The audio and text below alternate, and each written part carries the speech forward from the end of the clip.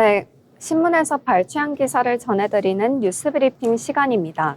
오늘은 세 가지 소식 준비했는데요. 먼저 첫 번째 소식부터 보시죠. 국내 총생산 기준 세계 1위와 2위 경제권인 미국과 유럽연합이 관세 협상 종료 시한을 닷새 앞두고 무역 협상을 타결하면서 세계 경제의 불확실성이 상당 부분 걷히게 됐습니다. 이유는 1조 3,500억 달러 규모의 미국산 에너지 구매 및 대미 투자를 약속하고 관세 인하를 끌어냈습니다.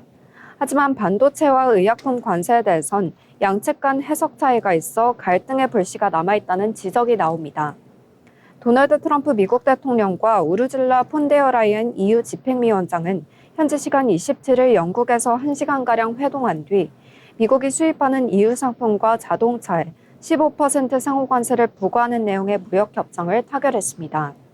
이유는 당초에 미국의 전면적인 상호 무관세를 제안했지만 트럼프 대통령이 15% 밑으로는 안 된다고 선을 그어 결국 15%를 받아들였습니다. 일본이 얻어낸 것과 같은 수준입니다. 자동차도 15% 관세를 적용받습니다. 현재 미국에 수출되는 EU산 자동차에는 기존 2.5% 관세, 트럼프 대통령이 모든 수입차에 매긴 25% 품목 관세를 더해 총 27.5%의 관세가 부과되고 있습니다. 하지만 이번 협상 타결로 8월 1일부터 15%로 관세가 낮아집니다. 무관세 품목도 확정됐습니다. 폰데어라이엔 위원장은 모든 항공기 및 관련 부품과 특정 화학제품, 특정 복제약, 반도체 장비, 특정 농산물, 천연자원과 핵심 원자재가 상호 무관세 적용 대상이라고 말했습니다.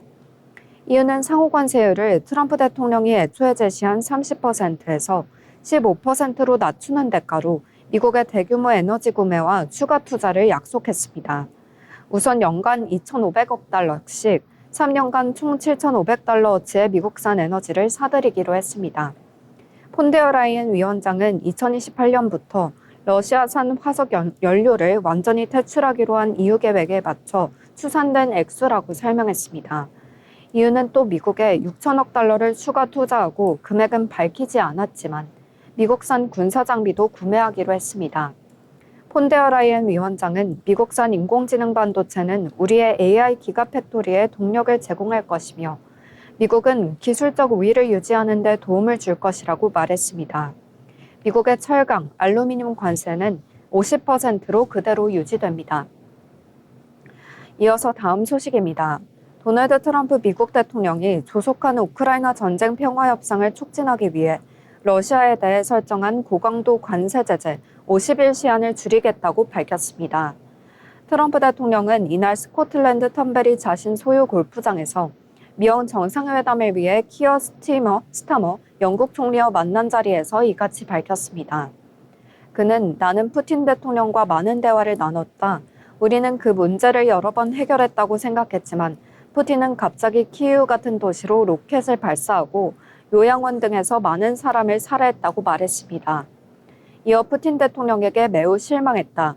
그에게 준 50일을 더 적은 수로 줄일 것이라며 새로운 관세 제재 유예 시한은 오늘부터 10일 또는 12일이 될 것이고 이날 밤이나 29일에 이를 발표하겠다고 예고했습니다.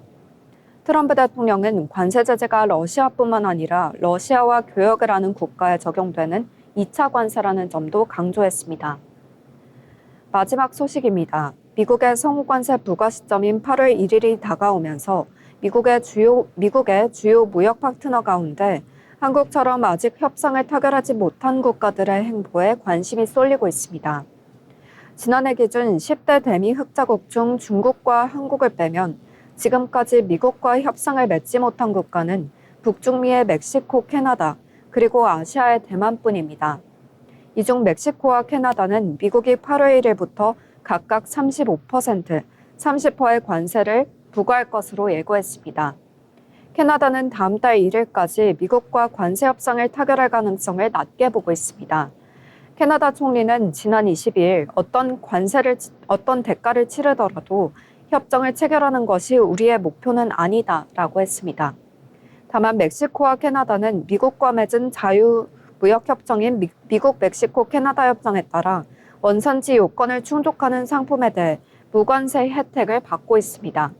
이 때문에 8월 1일 이후에도 당장 타격이 크지 않을 것이라는 게 전문가들의 평가입니다. 특히 도널드 트럼프 행정부는 캐나다산 자동차와 차 부품의 관세를 면제하고 있습니다. 8월 1일 이후에도 무관세를 유지할 가능성이 높습니다.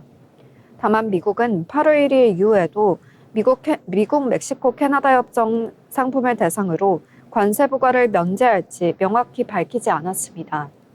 대만은 트럼프 행정부가 예고한 상호 관세 32%를 낮추기 위해 막판 협상을 벌이고 있습니다. 대만 측은 일본이 받아낸 15% 관세와 동일하거나 약간 높은 선을 기대하는 것으로 전해졌습니다. 대만 현지 언론은 미국과의 협상을 위해 대만 인공지능 서버 공급망 업체들이 미국 현지 생산을 추진하고 있다고 보도했습니다.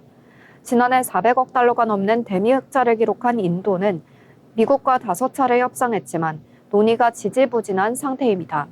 미국이 요구하는 농산물 시장 개방과 철강 자동차 분야 고율 관세에 인도가 강하게 반대하고 있기 때문입니다. 6차 협상은 8월 중순 이후에 이루어질 예정입니다.